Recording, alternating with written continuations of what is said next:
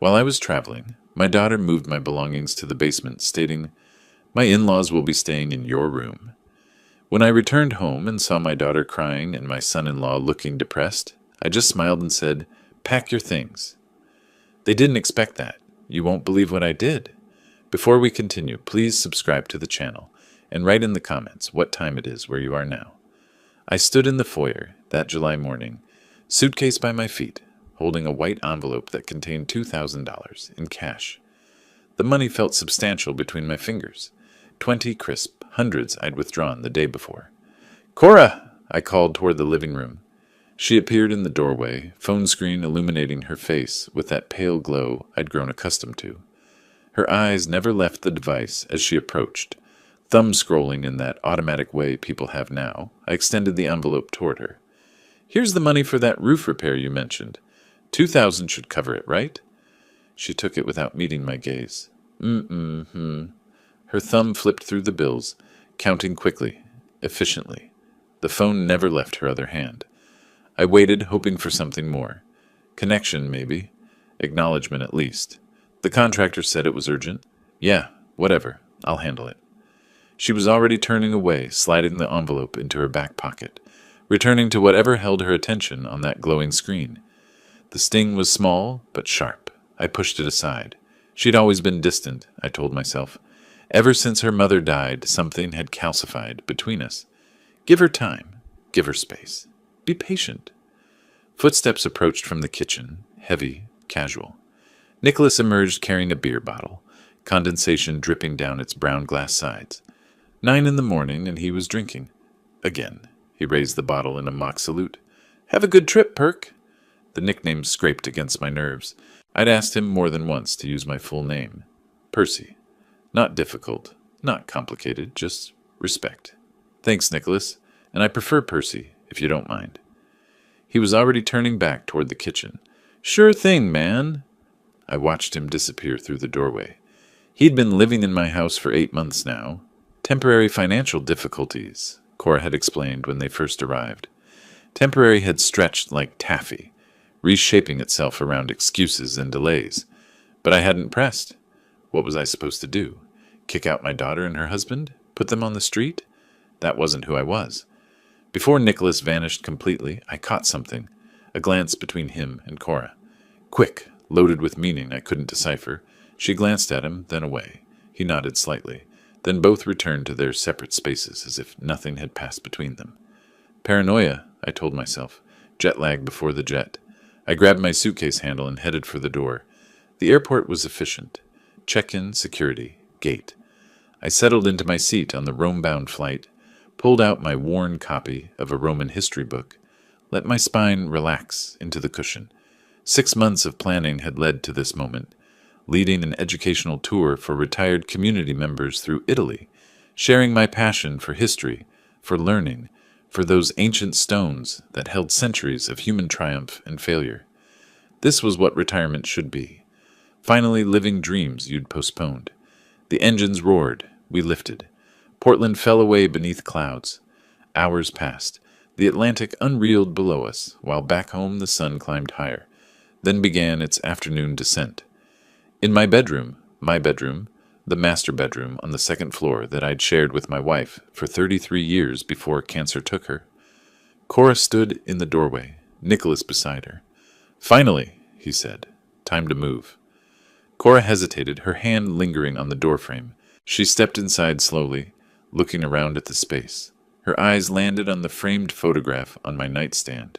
Her mother and me at the coast, wind whipping her mother's hair across her laughing face. Cora picked it up, studying it. "He won't care about this," Nicholas said, reaching over and taking the frame from her hands. He set it face down on a cardboard box they'd brought upstairs. "That's my mom?" Cora's voice barely reached whisper level. "Then we'll put it somewhere safe, in the basement. He won't even notice." Nicholas was already pulling clothes from my closet, dumping them into boxes without folding. My parents need a real room, not some basement cave. They're elderly. They deserve comfort. "Nick, maybe we should wait until—" "Wait for what?" He turned to face her, hands on hips. "He's gone for 2 weeks. My parents arrive in 3 days. This is happening." Cora stood there, conflict washing across her features. But this is his room, and this is our house now. Nicholas's voice carried that edge it always had when he wanted something. Firm, dismissive of alternatives. He's old, Cora. He doesn't need all this space. What's he going to do? Throw us out? We're family. Books came off shelves. My reading chair got dragged toward the door. The bedside lamp my wife had chosen, ceramic, hand-painted with blue flowers, disappeared into a box. Cora helped, her movements mechanical, her face carefully blank. Whenever doubt flickered across her expression, Nicholas would make another practical statement about his parents' needs, about elderly people and stairs, about how I'd understand, about how this made sense. By evening, the room had transformed. Their bed replaced mine. Nicholas's parents' belongings filled the closet. A new lock gleamed on the door. Nicholas had installed it himself, the drill whirring through wood, shavings falling to the floor like my presence being erased one curl at a time. Meanwhile, I stood on a terrace in Rome. The sun was setting, spilling gold across ancient buildings that had witnessed empire and collapse, glory and ruin. I breathed in air that tasted of history and possibility. My group had gathered behind me, exclaiming over the view, but I'd stepped slightly apart to experience this moment alone. Joy. Pure, uncomplicated joy. This was living. This was purpose. I stood there watching colors bleed across the Roman sky, feeling more alive than I had in years, not knowing that everything I'd left behind was being systematically taken from me. 2 weeks of European history and laughter had left me exhausted but content as the taxi pulled away from my front walkway that late Tuesday evening. Jet lag made my limbs heavy, made the suitcase in my hand feel like it contained stones rather than dirty clothes and souvenirs. But I was home. The word felt sweet. The lights were on. Someone had waited up, thoughtful. I turned my key in the lock, pushed open the door, reached for the foyer light switch out of habit. My tired eyes needed the extra brightness. Then I froze. 2 elderly people I had never seen in my life sat on my couch watching my television in my living room. The woman had gray hair pulled back in a loose bun. The man held the remote control, frozen mid-click. They turned their heads toward me in perfect unison, their faces registering the same confusion that must have been showing on mine. Several seconds passed. Nobody spoke. My exhaustion-fogged brain struggled to process the scene, to find some logical explanation. Home invasion? No, they looked too comfortable, too settled. Medical emergency requiring strangers? Nothing appeared wrong. Had I walked into the wrong house? No. There was my bookshelf, my reading chair, my mother's painting on the wall. Who are you? The words came out harder than I had intended. The man lowered the remote slightly. Who are you? The woman leaned forward, raising her voice toward the back of the house. Nicholas, there's someone at the door. Nicholas. Understanding began to dawn, cold and unwelcome. Footsteps from the kitchen. Nicholas appeared, beer in hand as always, his expression annoyingly casual. Oh, Percy's back! He gestured between us like a host at a dinner party. Dad, this is my father-in-law. I told you about him. Percy, these are my parents. They're visiting for a couple weeks. I stared at him, then at the elderly strangers, his parents apparently, then back at Nicholas. Visiting. A couple weeks. The words felt slippery, refusing to form into sense. Visiting? Since when? Nicholas took a sip of beer, waved his free hand dismissively. About 10 days now. Cora didn't text you. No. My voice sounded strange in my own ears. She didn't. Huh. Well, jet lag, right? Makes you forget to check messages. He said this as though I were the one at fault, as though the problem was my inattention rather than his complete failure to ask permission. Anyway, Dad, Mom, this is Percy. Percy, Tom, and Barbara Dryden. Tom nodded slowly. Barbara managed a small smile. They seemed nice enough, confused, but nice. This wasn't their fault.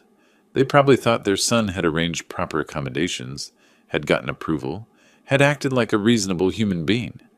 I needed to process this alone. Excuse me. I grabbed my suitcase, headed for the stairs. My legs felt shaky. 14 hours of travel and now this. I just needed my bed, my room, some quiet to think through whatever was happening here. I reached the second floor. turned down the familiar hallway to my bedroom. The door was closed. Unusual. I typically left it ajar. I shifted the suitcase to my other hand, reached for the doorknob, turned it, locked. Confusion spiraled into alarm. I knocked, tentatively at first, then harder. The door opened a crack. Barbara Dryden appeared, now wearing a bathrobe, hair in curlers, clearly ready for sleep. She looked at me with polite but firm finality. "I'm sorry, but we've already gone to sleep." I stood there, suitcase in hand, trying to formulate words.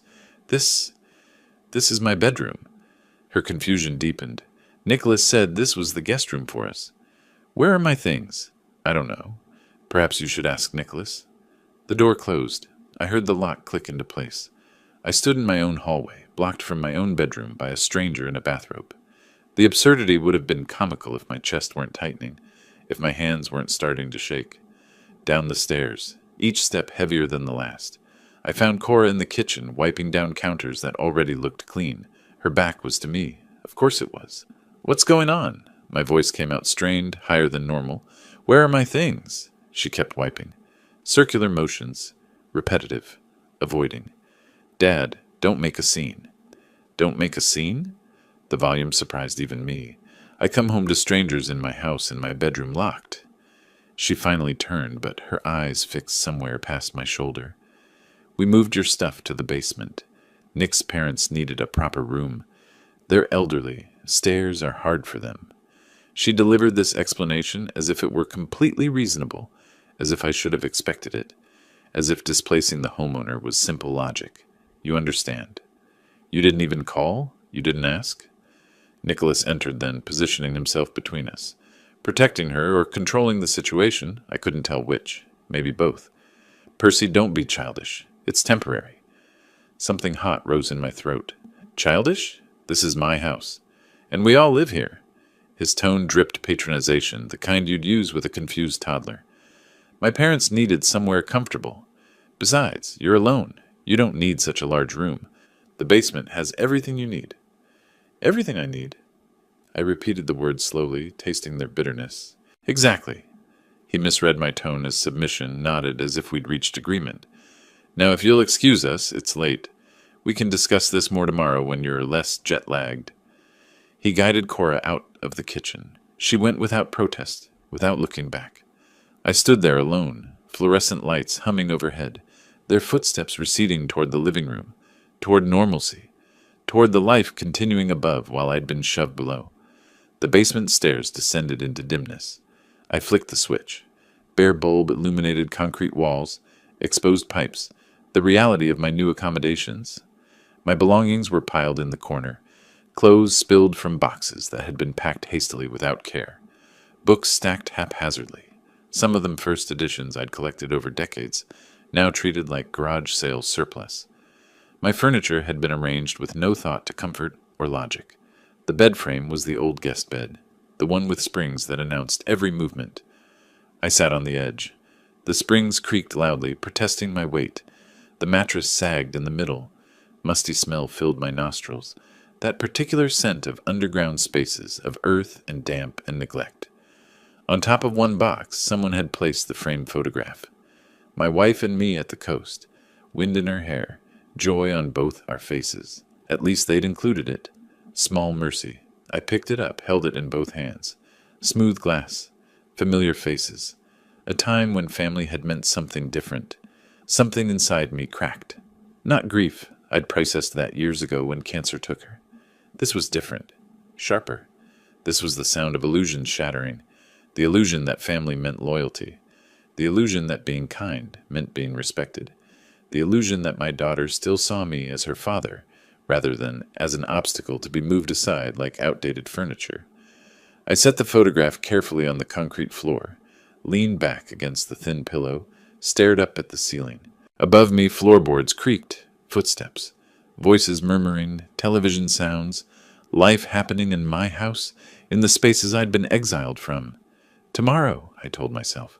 Tomorrow I'd figure out what this meant. Tomorrow I'd decide how to respond. But even then, in that moment of defeat, something else was forming. Small.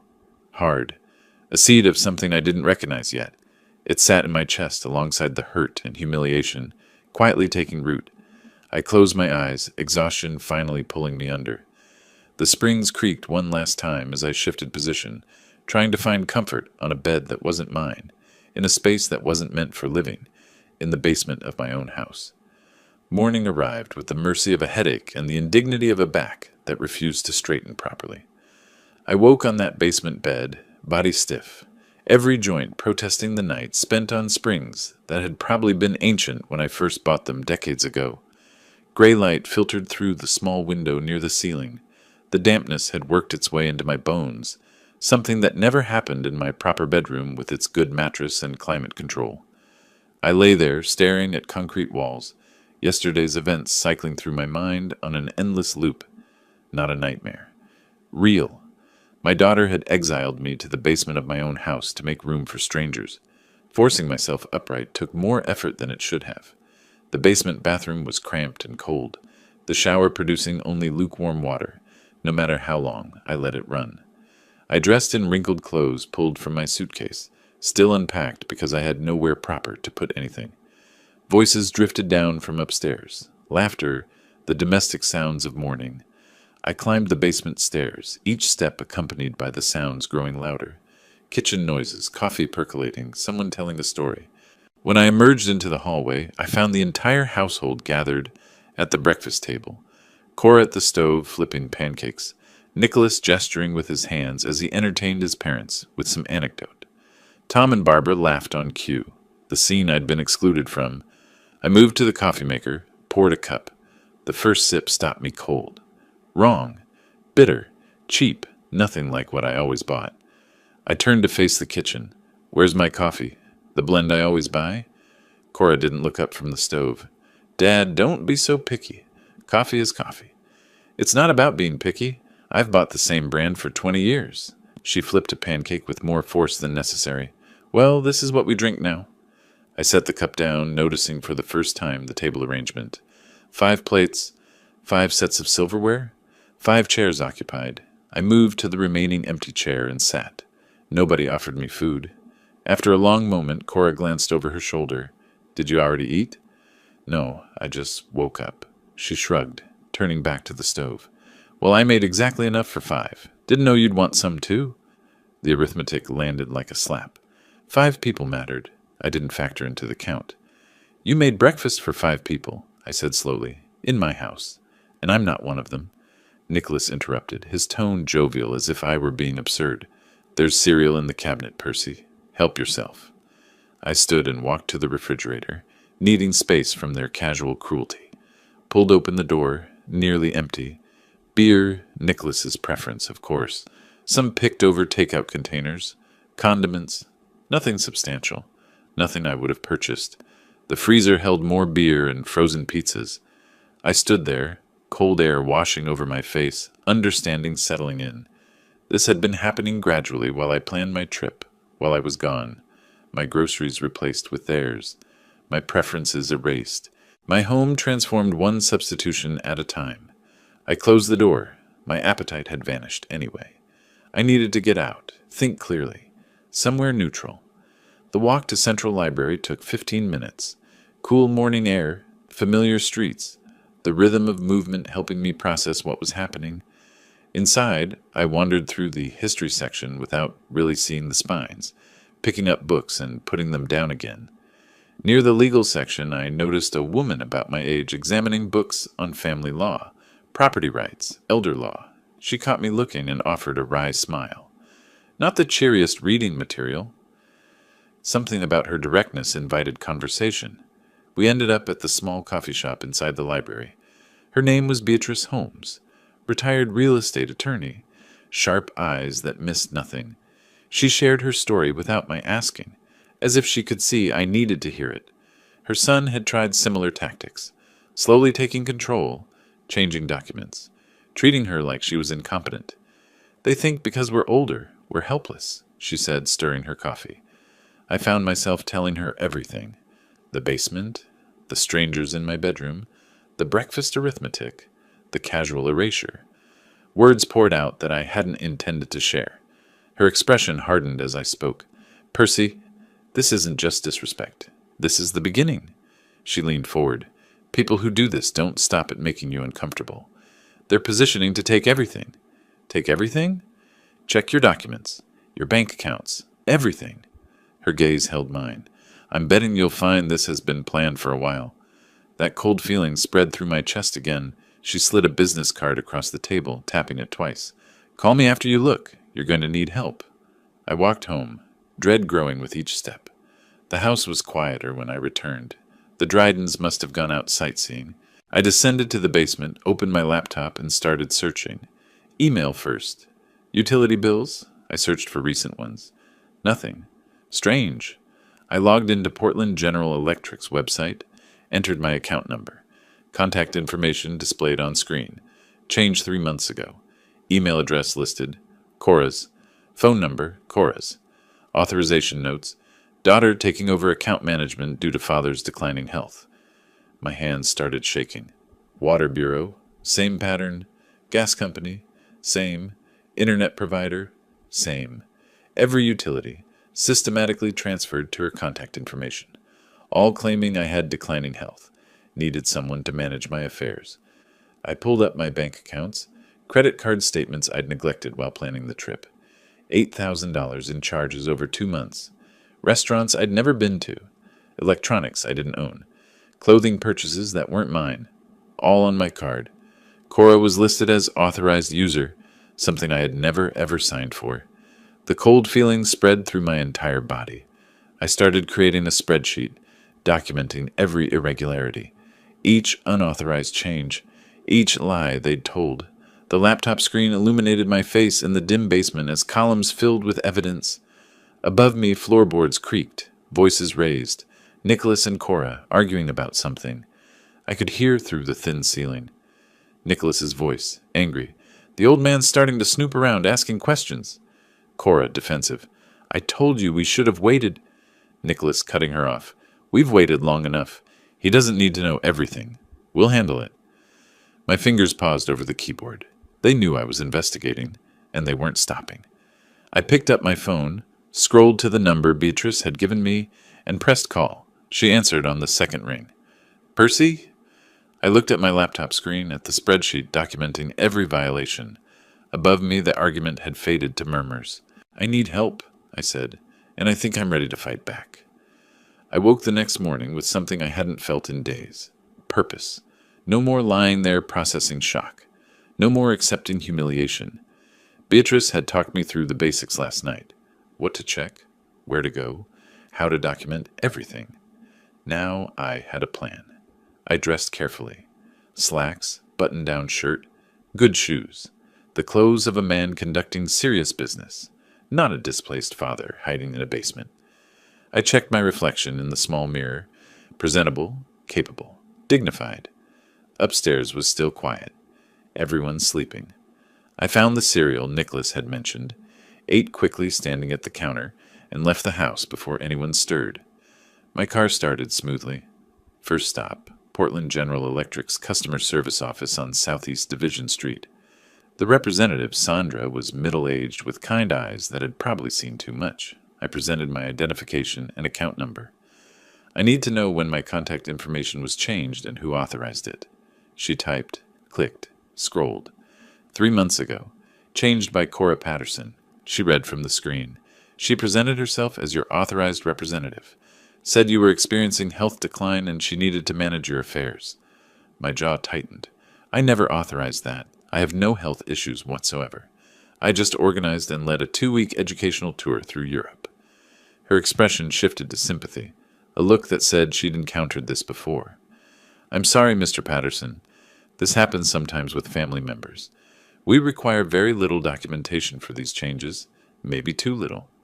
I repeated the same process at the Water Bureau, the gas company, the internet provider.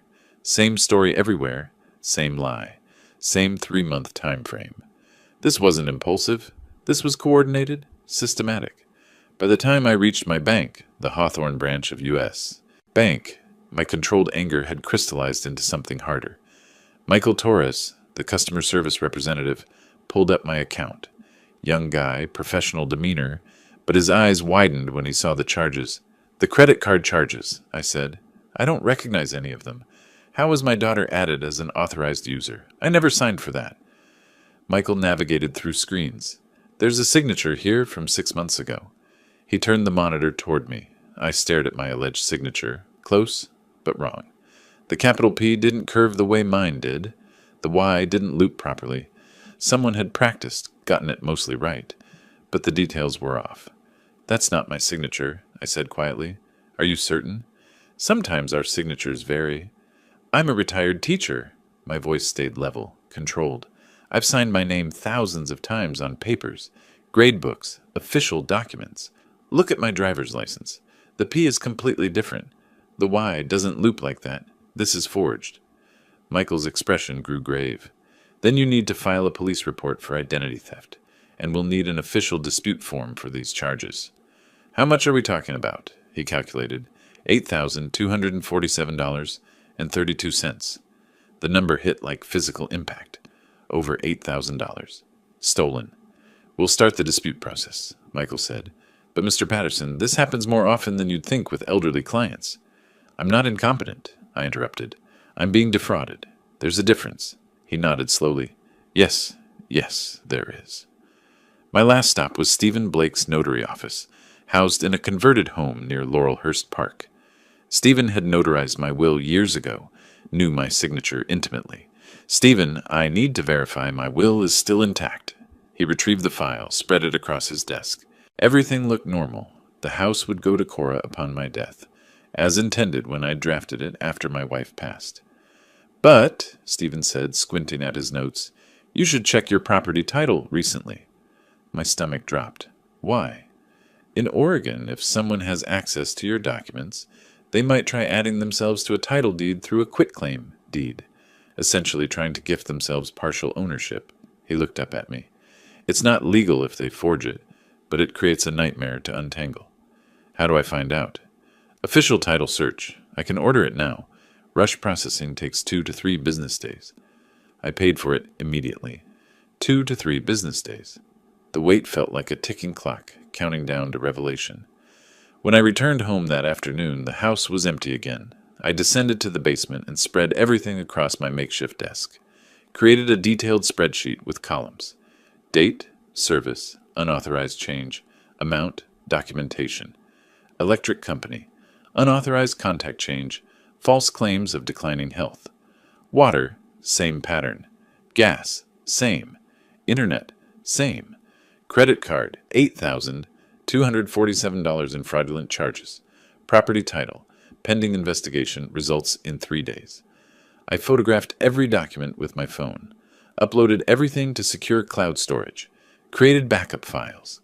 The evidence mounted, irrefutable and damning. Evening settled in. I heard the front door open, voices returning, footsteps overhead, then raised voices again. Nicholas angry. The old man's been everywhere today. Electric company, bank, notary. He's building the case. Cora, fear in her voice. What if he goes to the police? He won't. He's too weak. Too worried about family image. Nicholas's tone carried contempt. Besides, we've got cover. All those companies think he's sick. We just need to make sure everyone else believes it too. A pause. Then Cora, hesitant. You want to make him look incompetent? We already started. Now we finish. I sat motionless at my desk, phone in hand. They weren't backing down. They were escalating, planning to destroy my credibility, make everyone believe I was declining, incompetent, unreliable. I pulled up Beatrice's contact and pressed call. She answered immediately, voice alert. What did you find? I looked at the evidence spread before me. Everything you warned me about. 3 months of systematic changes. $8,000 in forged charges. They told utility companies I have declining health. I don't. And they might have tried to alter my property deed. Sharp intake of breath. Percy, this is serious fraud. You need legal representation. I need more than that. I need them out of my house. Legally. Pause. Then firm. Tomorrow morning, 9 o'clock. Bring everything you found today. We're going to need a lawyer. Above me, the voices had gone quiet, planning their next move, no doubt. Good, I said, staring at the ceiling, at the floorboards of my stolen life. I'm done being defensive. Stumptown coffee smelled like hope and fresh beginnings when I pushed through the door at 9 the next morning. The bell chimed overhead. Beatrice sat at a corner table, 2 steaming cups already waiting, spiral notebook open, several thick legal reference books stacked beside her like ammunition. She looked up as I approached, gestured to the empty chair. "Thank you for this," I said, setting my documentation folder on the table. She waved off the gratitude. "We're helping each other. Besides, I've been where you are. I know what this feels like. Now show me everything you found." I opened the folder, spread the evidence across the small table. Utility company letters, bank statements, photographs of the forged signature, my real one next to their imitation, the detailed spreadsheet I'd created, each violation cataloged with dates and amounts. Beatrice examined each item with professional scrutiny, occasionally making notes, asking clarifying questions that showed she understood exactly what she was seeing. Finally, she closed the last document and looked at me with serious eyes. "First rule: document everything. Every violation, every call, every document. You've started well, but we need this airtight." She opened her notebook to a fresh page, drew a line down the middle. Violations on one side, actions on the other. We built the list together, her neat legal handwriting filling the columns. Violations: unauthorized utility account changes at 4 separate companies, all within the same 3-month window. Unauthorized credit card use totaling $8,247.32. Forged signature on credit card authorization. Possible title deed tampering, pending verification. Physical displacement from my own bedroom. "In Oregon," Beatrice explained, tapping her pen on the notebook, "you have absolute right to evict anyone from your property, even family members. 30-day notice, no reason required. They're technically tenants. Month to month at best, guess at worst." My pen hovered over the notebook. "She's my daughter." The word cracked slightly in my throat. Beatrice reached across the table, placed her hand over mine. Warm, firm, grounding. "Percy!" She waited until I met her eyes. "She doesn't respect you. She's using you. You deserve better than this." My eyes stung, but my jaw stayed set. "This isn't revenge," Beatrice continued, her voice firm but kind. "This is reclaiming your life. This is showing her that actions have consequences. Maybe that's the best thing you can do for her. Teach her that lesson now before she does this to someone else." Something shifted inside me. My back straightened. I picked up the pen with steady hand. "All right. What do I need to do?" We spent the next hour crafting strategy, point by point. Beatrice wrote as we talked. 1. Attorney consultation for legal eviction. She recommended Robert Chen, experienced in eviction and family disputes. Call him tomorrow morning. 2. Financial lockdown. Tonight, change every password, block every card they have access to, cut off their resources before they know what's happening. 3. Continue documentation. Photograph everything. Maintain detailed logs with timestamps. 4. Challenge the utility changes. Restore rightful control using proof of ownership. 5. Inform Nicholas's parents. They deserve to know the truth. They might withdraw their support. I added notes in margins, asked questions about Oregon law, timelines, potential complications. By the time our coffee cups sat empty, we had a complete action plan with specific steps and clear sequence. The drive home felt different. I wasn't returning to exile. I was entering a battlefield I intended to win.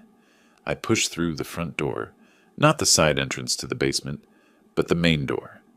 Nicholas and Cora sat on the living room couch, some reality show flickering on the television. They looked up as I entered. Nicholas, with that mocking tone I'd grown to hate. "Well, well, Percy's back. So have you accepted the new arrangement?" Challenge hung in his voice. Expectation that I'd retreat, shuffle to my basement corner, accept my place. But I didn't retreat. I stopped, looked at them both, allowed myself a small, knowing smile. "We'll see, Nicholas. We'll see." Cora's eyes narrowed. She recognized something different in my tone, though she couldn't identify what. I turned toward the basement stairs, walked down with straight shoulders, and immediately opened my laptop. New email. To Robert Chen, attorney at law.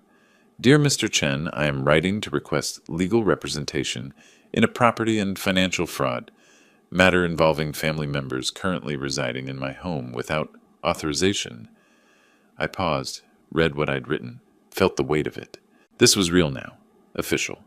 Legal action against my own daughter. My phone buzzed. Text from Beatrice. You've got this. Call Chen first thing tomorrow. Meanwhile, start the financial lockdown tonight. I typed back. Already drafting the email. Thank you for everything today. Returned to the email. Laid out the situation in clear, factual terms. Attached the most damning documents. The forged signature comparison, the spreadsheet, the utility company confirmations. My finger hovered over the send button. Above me, floorboards creaked. Voices murmured. Life continuing in my house while I prepared to reclaim it. I pressed send. The whoosh of the email departing felt like launching something that couldn't be called back. Point of no return? But I wasn't afraid anymore. For the first time since returning home, I felt like myself again. Capable, decisive, in control. I opened my banking website, began changing passwords. One account after another. New passwords they'd never guess. Two-factor authentication enabled, requiring my phone. Each click severed another thread of their unauthorized access. Hours passed. When I finally closed the laptop, night had fallen outside the small basement window. But inside, I felt something I hadn't felt in days. Power. The elevator doors opened on the 15th floor of the Wells Fargo Tower, revealing downtown Portland through floor-to-ceiling windows.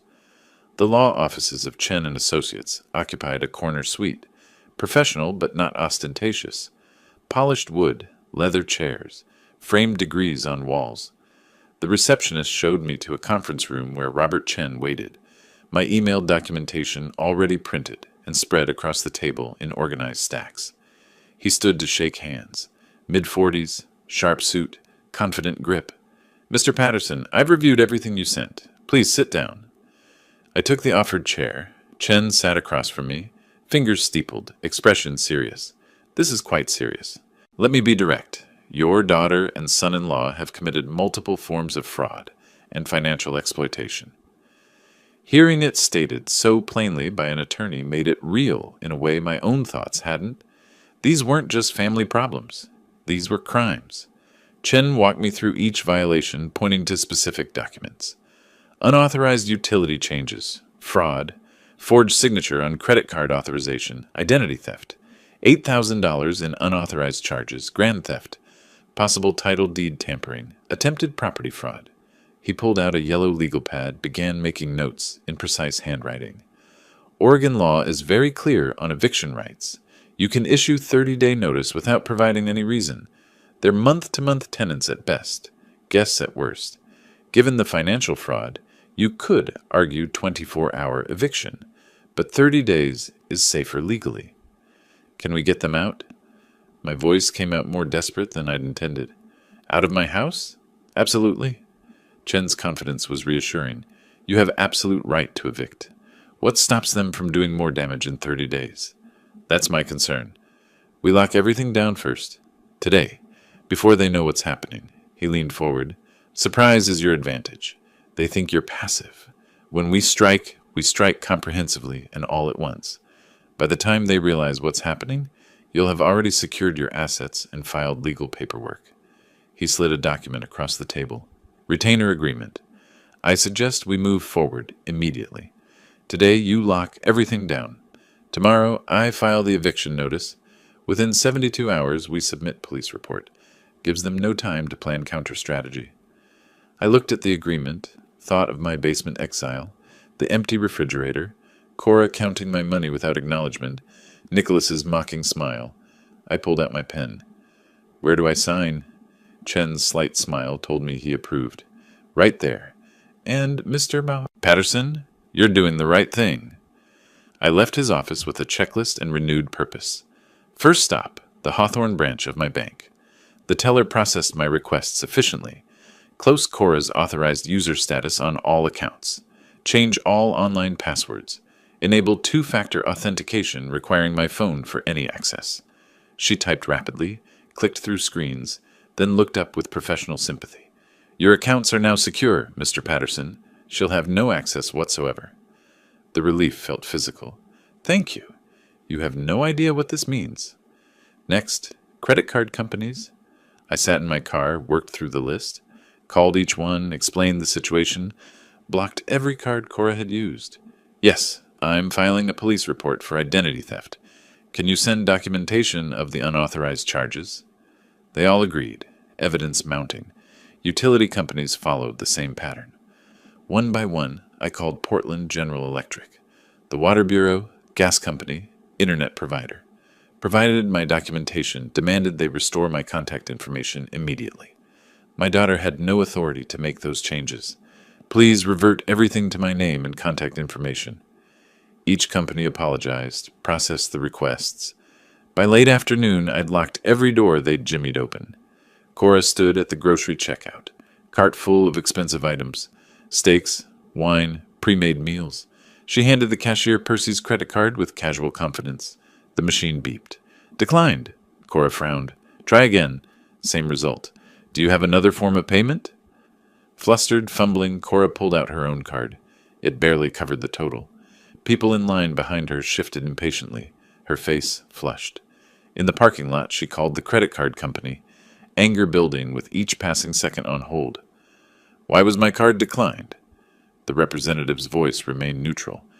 That account has been closed by the primary cardholder. I show you had authorized user status, which has been revoked. The words hit like cold water. Revoked.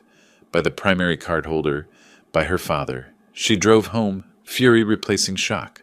Found me in the basement, reading a history book. Picture of calm. What did you do? She didn't knock, just stormed in.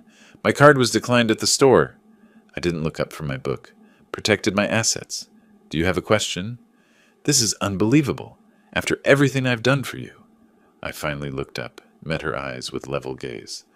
What exactly have you done for me, Cora? Moved my things to the basement? Spent thousands of my dollars? Forged my signature? Tell me which of those I should be grateful for. She sputtered, words failing. You don't understand.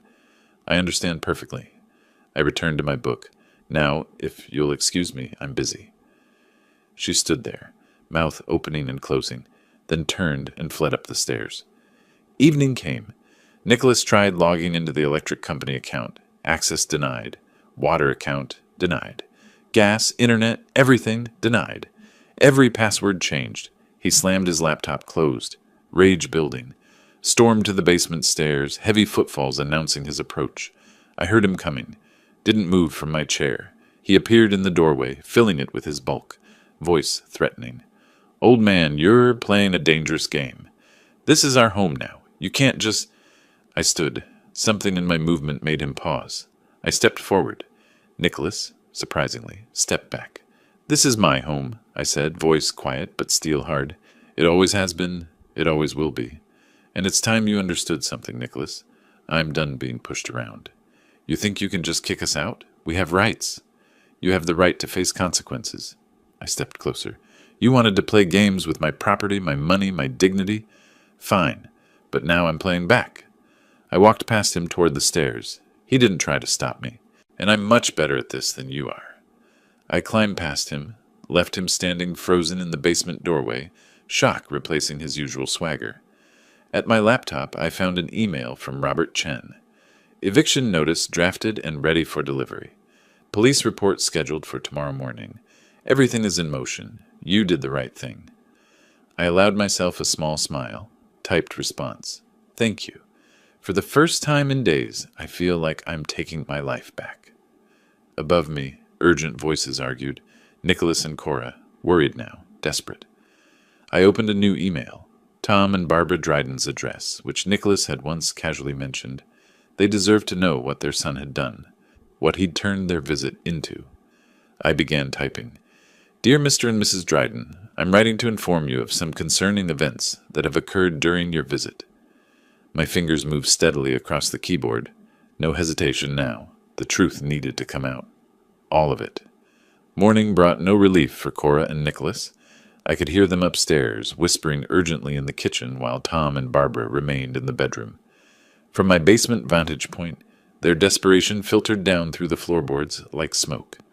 I didn't know it then, but they were plotting their worst betrayal yet. 2 days passed in tense silence. Then, mid-morning, on the third day, the doorbell rang. I climbed the basement stairs, opened the door to find a woman in her 50s, holding a county ID badge. "Mr. Patterson, I'm Janice Crawford from Adult Protective Services. May I come in?" Confusion must have shown on my face. "Adult Protective Services? I'm sorry, I don't understand. Has something happened?" Her smile was professional, but kind. "We received a report expressing concern about your well-being. It's routine. I just need to ask you some questions." "Of course. Please come in. Can I get you coffee?" We sat in the living room, my reclaimed territory. I refused to retreat to the basement for this. Janice pulled out a standardized assessment form, began asking questions. Current date? Easy. My address? Simple. Recent activities? I told her about the European tour, about leading a group of retired educators through Rome, Florence, Venice, about organizing itineraries and managing logistics. "Someone was concerned about cognitive decline," she said carefully, watching my face. "But I see no evidence of that. You're clearly organized, lucid, managing your affairs competently." "Someone called?" The pieces clicked together. "Who?" The report was anonymous. Apologetic tone. "But I can tell you there's no basis for concern. You're fine, Mr. Patterson." Anonymous. Of course. After Janice left, I sat in the quiet living room, the realization settling over me like ice water. My own daughter had tried to have me declared incompetent, had called Adult Protective Services claiming I had dementia, couldn't manage money, was paranoid about family. My hands shook as I dialed Beatrice. "They tried to have me declared incompetent," I said when she answered, words tumbling out. "Adult Protective Services just left. Someone reported I have dementia, can't manage finances." Sharp intake of breath. "Oh, Percy, I'm so sorry. But you're okay? What did the investigator say?" "That I'm clearly fine." Bitter laugh. "But Beatrice, my own daughter tried to paint me as senile, as incapable. How do you come back from that?" "I'm coming over. Stay there. Don't spiral on this alone." 20 minutes later, she arrived.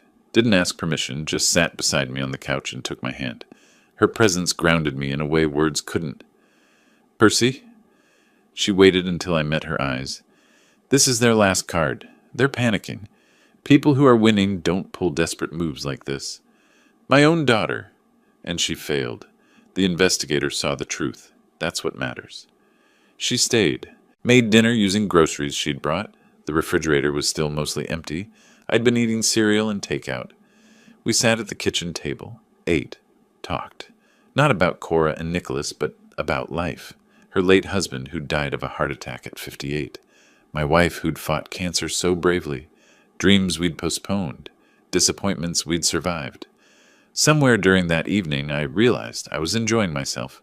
Despite everything, or perhaps because of everything, I felt more alive than I had in years. Beatrice's presence was comfortable, solid, real. When she left late that evening, she squeezed my hand at the door. "You're stronger than they know. Stronger than you knew." I watched her drive away, feeling something shift. Not just about Cora, about life's possibilities. Upstairs, Nicholas was attempting damage control with his parents. I heard fragments through the ceiling. Nicholas's voice insistent, Tom's sharp and skeptical. "Dad, you have to understand. Percy's making up stories because he's angry we're here. He's always been difficult." Tom's voice cut through. "Nicholas, stop. We're not stupid." "Fine. He wants us all gone. All of us. You see how unstable he is? And now he's trying to evict you. His own guests." Silence. Then Tom again, quieter but firm.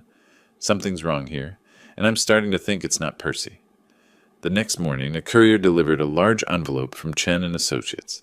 I signed for it, returned to the basement, opened it with deliberate slowness. 3 copies of formal 30-day eviction notices. Professionally prepared, legally precise, final. I read through them, felt the weight of what I was about to do. But the memory of that APS visit, Cora's attempt to destroy my credibility, hardened my resolve. Time to end this. I climbed the stairs.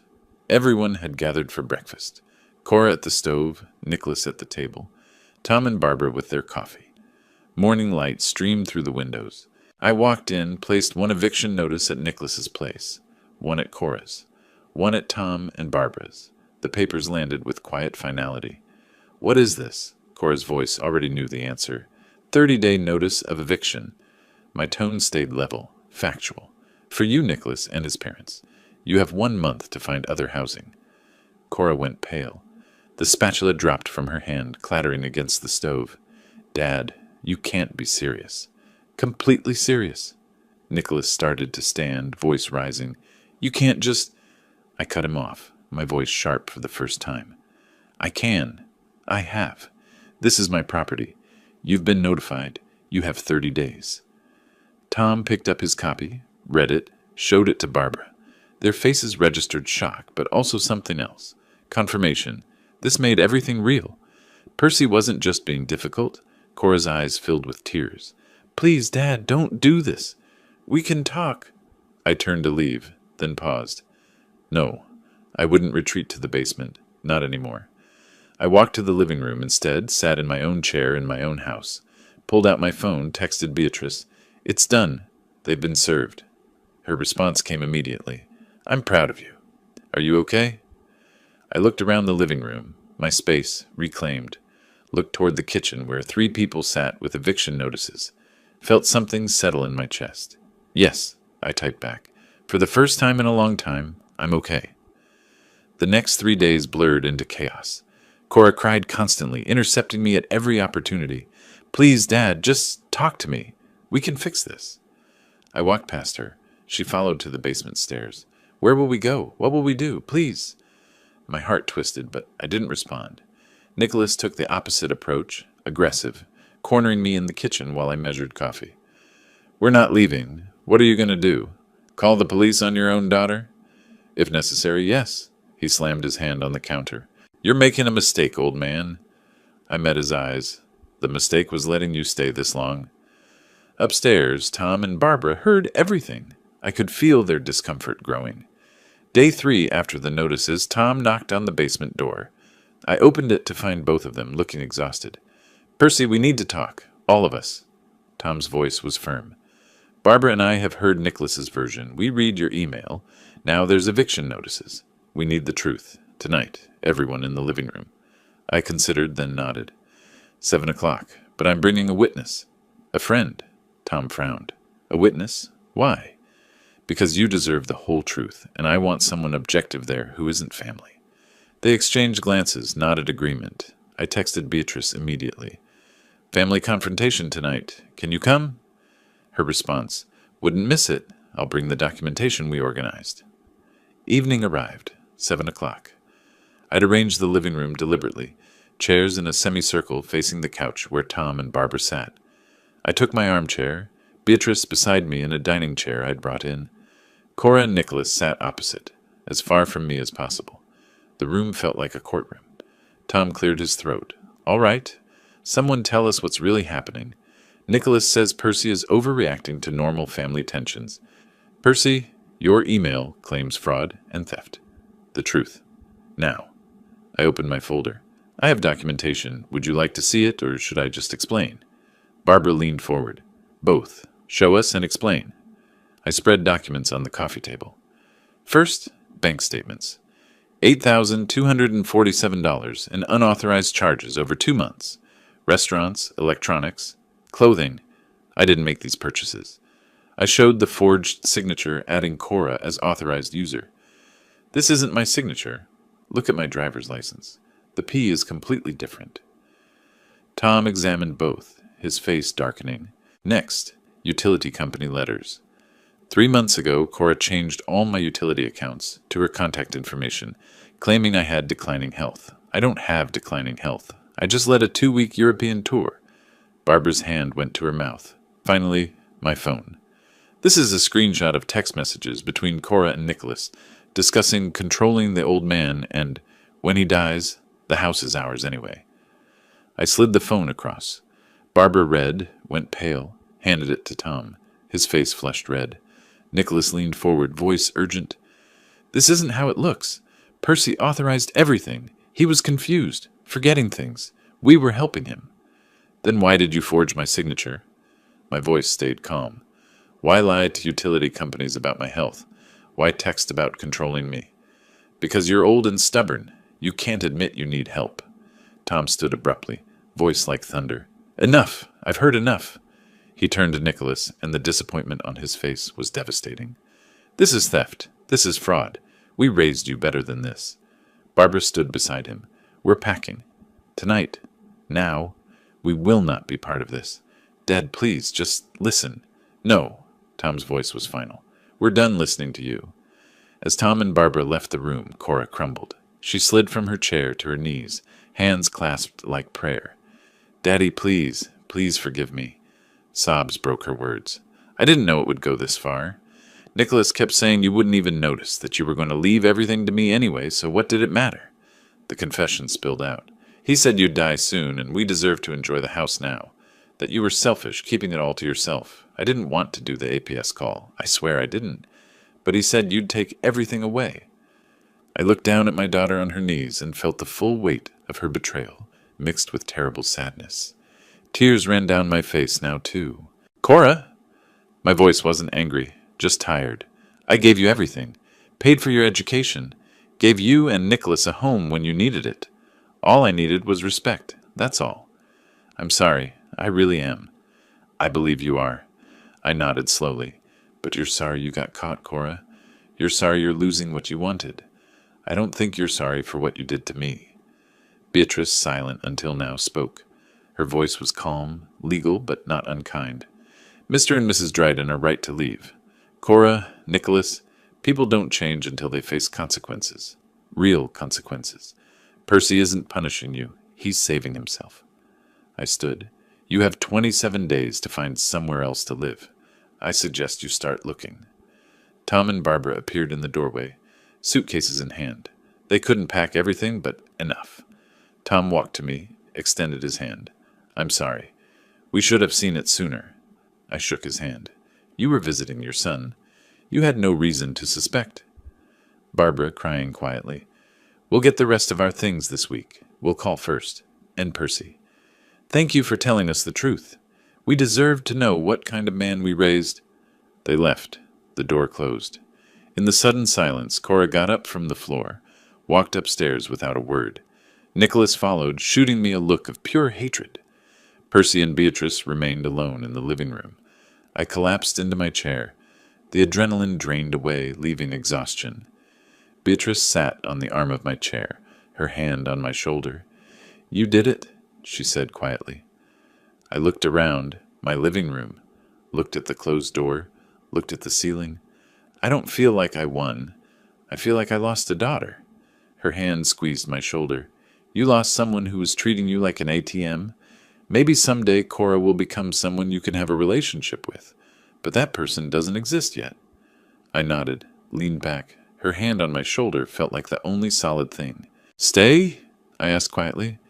Just for a while? She smiled. As long as you need. Morning arrived, and with it the realization that everything had changed, yet nothing was finished. I woke in my armchair, neck stiff, still wearing yesterday's clothes. 26 days remaining. The house was quiet, different from the tense silence of recent weeks. This was peaceful silence. I heard movement upstairs, Cora and Nicholas waking, facing their new reality. I made coffee, my preferred brand, finally restored. Stood at the kitchen window, watching dawn break over Portland. The house was still shared with people who betrayed me, but the sentence had an end date now. I could count it down. The days developed a strange rhythm. Cora and Nicholas left early each morning, returned late, apartment hunting in Portland's expensive rental market. I'd see them trudging in with defeated faces, hear Cora crying through the ceiling at night. Part of me wanted to comfort her. The rest remembered $8,000 in fraudulent charges. Nicholas grew surlier, snapped at Cora, slammed doors. I ignored them both, maintained my boundaries. Day 5, Cora approached me in the kitchen. We found a place, Gresham. It's all we can afford. She paused, waiting for something. Sympathy? Relief? I simply nodded. That's good. You'll make it work. She looked at me like she was seeing a stranger, then left. I suppose to her, I was a stranger now. The father who gave everything was gone. This is who remained. Day 24 arrived. Morning. A sheriff's deputy knocked. Deputy Martinez, mid-30s, professional demeanor, a formality I'd arranged through Attorney Chen to ensure the process stayed peaceful. "Mr. Patterson, I'm here to oversee the eviction process." I showed him the paperwork. He posted himself by the front door, clipboard in hand. A rental truck sat in the driveway, already half loaded. The house looked ransacked. Boxes everywhere, furniture moved, years of their presence being systematically erased. I stood in the living room, watching them carry boxes past me. Neither spoke. Nicholas wouldn't meet my eyes. Cora's face was swollen from crying. Deputy Martinez watched impassively, occasionally checking his watch. Cora carried the last box, photographs, personal items. She reached the threshold, set it down, turned back. I stood in the foyer, the empty house stretching behind me. For a moment we were father and daughter again, caught in amber. "Dad," her voice broke, "I really am sorry." My throat tightened, but I kept my voice steady. "I know you are, Cora. I hope you learn from this. I hope you learn to value what you have before you lose it." She nodded, tears streaming. "I love you." The words hit like physical blows. "I love you too," I said, and meant it, even through everything. But love doesn't mean letting you hurt me. She picked up her box, walked through the door. Nicholas followed without a word, face carefully blank. The door closed. I stood alone in my house, truly mine now, and felt a strange mix of liberation and grief. I walked through the empty rooms, upstairs to the master bedroom that strangers had occupied. The room was clean but impersonal, stripped of warmth. I sat on the edge of the bed, my bed, and allowed myself to feel everything. The relief, the loss, the victory that felt hollow, the freedom that felt lonely. I cried, finally, for the daughter I'd hoped Cora would become, for the family I'd imagined having in retirement, for the years spent being taken for granted. When the tears stopped, I stood, washed my face, began making a list of what needed fixing, cleaning, restoring. Grief could wait. Right now, I had work to do. Late afternoon, the doorbell rang. Beatrice stood there with painting supplies, cleaning materials, take-out dinner. "Thought you could use some help." Something warm bloomed in my chest. Gratitude, affection, something deeper I wasn't ready to name yet. "You didn't have to do this." "I know. I wanted to." She stepped inside. "Besides, you helped me restore my life after my son. Let me help restore your house." We started in the master bedroom. Beatrice insisted, "Reclaim your space first." We moved furniture, scrubbed walls, assessed damage. A hole punched in the closet wall, water stains on the windowsill, scratches on hardwood. Nothing unfixable. As we worked, we talked. Not about Cora and Nicholas, but about possibilities. What shade should the bedroom be? What comes next? Beatrice climbed a ladder to paint near the ceiling. I steadied it, my hand on her ankle, and realized this felt right. This partnership. This presence. Over the next days, we transformed the house. Soft blue for the bedroom, warm cream for the living room. We worked in comfortable rhythm, she precise and methodical, I patient and detail-oriented. During one afternoon session, both painting opposite walls, Beatrice asked, without turning, "Percy, what now? What's next for you? For us?" I paused, roller dripping. "What do you mean?" She turned then, paint speckled and beautiful. "What's next for you? For us?" The us hung in the air. I set down my roller, crossed to her. "I think maybe it's time to start a new life, not as a victim, but as someone who controls his own happiness." Beatrice smiled. "That sounds like a very good plan." We stood close. She had paint in her hair. I probably did too. Our hands found each other, paint sticky and warm. "Would you want to be part of that plan?" "I already am," she said. A week after eviction day, the house looked like mine again. Better than before. Fresh paint, repaired damage, rearranged furniture. I stood in the master bedroom, my bedroom, looking at the transformation. Beatrice appeared in the doorway. "You missed a spot." She was teasing. There were no spots. The room was perfect. "This house has good bones," she said, stepping inside. "Just needed someone to care for it properly." I knew she wasn't just talking about the house. "I'd like to keep caring for it," I said, "if you'd help me." She moved closer, took my hand. I'd like that very much. We stood together, afternoon light streaming through clean windows, holding hands like teenagers. The house was quiet, but the good kind of quiet now. Peaceful, full of possibility. So, Beatrice said, what's our first adventure in your new life? I thought about travel brochures, retirement dreams, having someone to share them with. What would you say to Crater Lake in the fall? She grinned. I'd say yes. Late August arrived with the kind of morning that makes you believe in second chances. Sunlight streamed through my kitchen windows. I stood at the counter preparing coffee, my preferred blend from a local roaster Beatrice introduced me to. The ritual was meditative. Grinding beans, heating water to precise temperature, the pour-over method she'd taught me. The house was quiet. My quiet now. Peaceful. No tension hiding in corners. Just space and light and possibility. I carried my cup to the back terrace, a space I'd recently restored. Garden furniture Beatrice helped me select. Flowers blooming in pots. The doorbell rang. Beatrice, punctual as always, carrying a basket covered with cloth. Fresh scones, blueberry, still warm. You spoil me? She settled at the terrace table. Someone should. You've earned it. Over breakfast, we spread maps and travel guides on the table.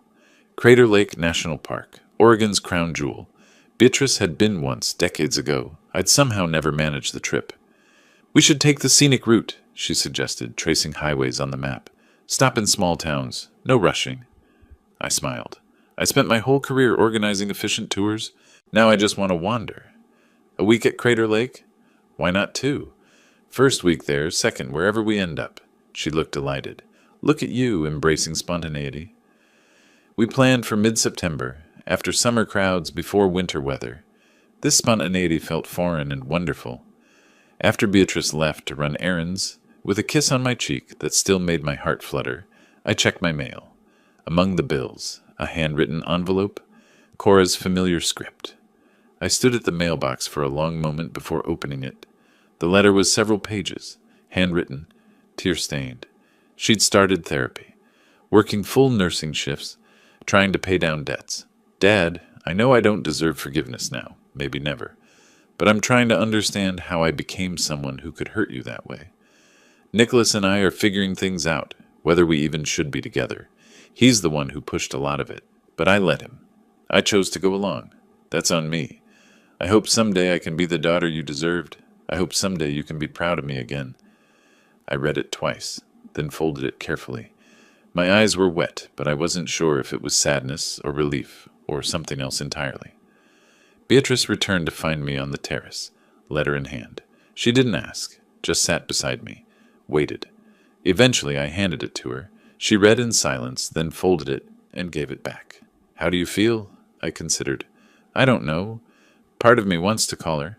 Part of me thinks she's only sorry because she lost what she wanted. Beatrice nodded. You don't have to decide today, or this year. Maybe she'll become someone you can trust again. Maybe not. But that's her journey, Percy. Not yours. I took her hand. You're very wise, she laughed. I'm very old. It comes with the territory. We're very old, and I've never been happier, she squeezed back. Neither have I. Evening came. Beatrice had gone home. She maintained her own house, though we discussed moving in together more often now. I sat on my terrace, watching sunset paint Portland in oranges and purples. I thought about the man who'd returned from Europe 6 weeks ago, expecting warmth and finding betrayal. That man was softer, more naive, more willing to be used. The man sitting here now was different, harder in some ways, but stronger. Not bitter, but boundaried. I'd fought for my dignity, my property, my right to respect. And I'd won. Not perfectly. I'd lost my daughter, at least temporarily. But I'd found myself again. And I'd found Beatrice. I understood now what these weeks taught me. Real family doesn't use you. They support you. Blood relation doesn't guarantee love or loyalty. Those must be earned by actions, not just claimed by genetics. I'd spent years believing I owed my daughter everything simply because she was my daughter. But relationships are reciprocal.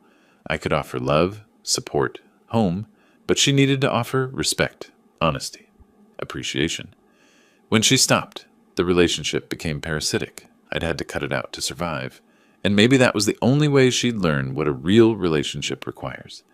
That understanding settled in my chest like peace. I wasn't the bad guy for enforcing boundaries. I wasn't cruel for demanding respect. I was just a man who finally chose himself. Early September morning, Beatrice's car in the driveway, trunk open. I locked my front door, my house, my rules, my peace, and carried the last bag to the car. We'd packed for 2 weeks, hiking clothes, cameras, maps. I paused at the car door, looked back. The house stood solid, welcoming, waiting for my return. No longer a prison or battlefield, just home. Beatrice started the engine. Ready? I settled into the passenger seat. More than ready.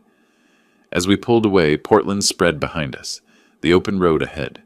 Highway stretching forward, morning sun making everything golden. Beatrice drove, I navigated. Taking the scenic route, no rush. 2 weeks to wander. I watched the landscape scroll past. Forests, mountains, small towns.